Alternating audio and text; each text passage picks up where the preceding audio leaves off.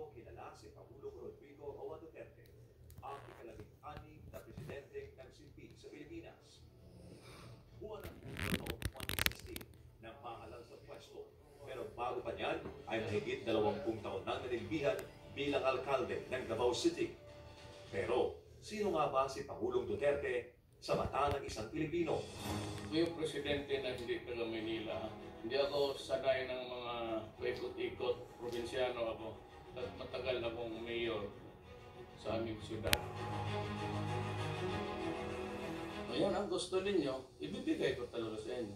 Huwag ninyong lukuhin ang bayan sa panahon ko kasi hindi ako papayag. That goes for all. Sa ilalim ng kanyang pamamahala, nakamit ng bansa ang pag-unlad at pagbabago. Ilan sa mga hindi matatawaran na gawa ni dating Pangulong Duterte ay ang war on drugs, pag-angat ng ekonomiya, transportation modernization, airport projects, libreng college education, independent foreign policy, anti-rente, pagbaba ng bilang ng krimen, universal health care, paglaban sa pandemya at Build program. We will eliminate the drug lords once and for all. I will be a dictator, no doubt about it, but only against the forces of evil, criminality, drugs, and corruption. At nagkamit ng pinakamataas na approval rating sa kasaysayan ng bansa. I do not have any master except the Filipino people. Mula Davao City hanggang sa buong Pilipinas, walang takot na hinarap ang bawat pagsubok na dumating sa bansa. Ako ang taong nasasaktan. Mababasa ko yung mga ilang passport. Subalit, higit pa sa kanyang nagawa para sa bayan, ay mas tunay na hindi malilimutan ang kanyang tunay na malasakit sa bawat Pilipino. Malaman ninyo, isa lang tayo. Your life is not less important than mine. Our lives are very important to the country and to your family. At kahit wala na sa serbisyo, In a few days, I'll be out. Yung nagawa ko, para sa akin yun na yun. The best that my efforts can really achieve. Kung kulang pa yun, pasensya na po. Then hindi ko na talaga kaya. The things that I failed to do, mostly not because of negligence or may mga shortcomings at all, but talagang time, or say the 6 years would not be enough to finish all the project. Maraming salamat po sa inyo and your help in my journey in the 6 years na binigyan ninyo ako ng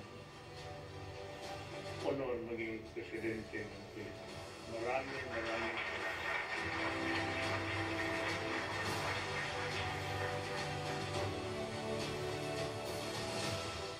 ang kaibigan at tatay ng lahat.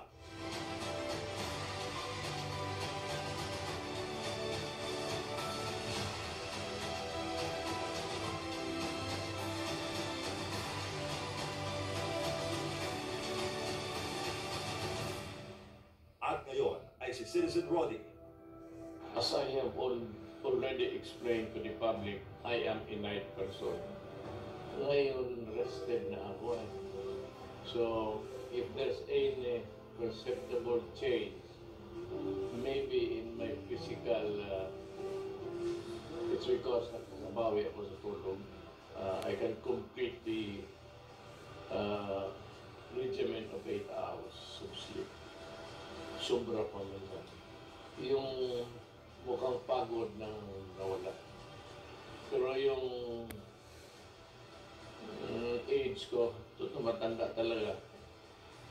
Ayun lang, ang nakakabawi ako sa tulog. That's what I told him when he came this evening. I said, Mayor, what happened? You're looking younger and your hair is getting thicker. Sabi niya, well, it's life. I'm just relaxing. Clearly, the burden is on his shoulders because he takes his job as president before very seriously. But now he just goes around, visit some friends, and I'm so glad to see him very healthy and looking younger.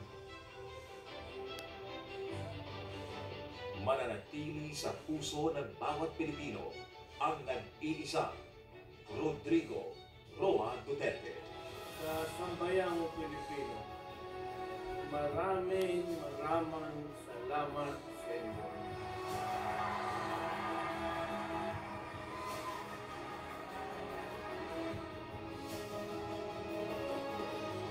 Tatay, no, napakarami pong salamat sa lahat ng ginawa mo sa city ng Davao at sa buong Pilipinas. Sa lahat ng mga presidente dahil ramdam talaga natin dito yung pagbabago, no? Yung mga dugaan nawala talaga.